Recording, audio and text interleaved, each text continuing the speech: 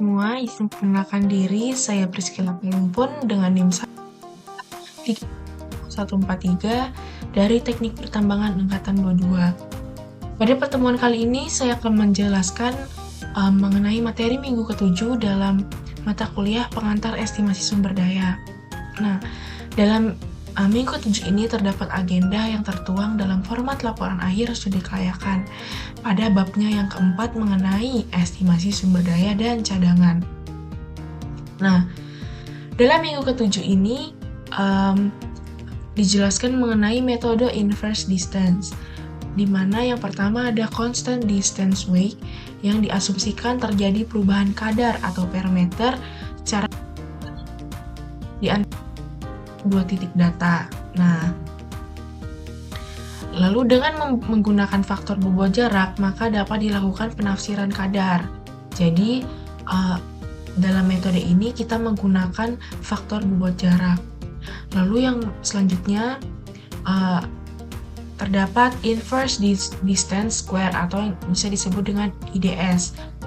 Nah, menurut Hookes dan Davy pada tahun 1979, faktor bobot untuk jarak yang lebih dekat seharusnya lebih tinggi atau lebih besar dibandingkan dengan jarak yang lebih jauh. Nah, dengan menggunakan IDS, maka juga dapat dilakukan penafsiran kadar. Selanjutnya, dalam prakteknya, karena dipengaruhi oleh jarak terpengaruh dan kerapatan data, maka Hookes dan Davy membuat aturan atau rule of thumb sebagai berikut. Yang pertama, harus ada pembatas jarak pengaruh. Lalu yang kedua, derajat yang digunakan itu harus M sama. Lalu sudut pencariannya itu menggunakan nearest point rule.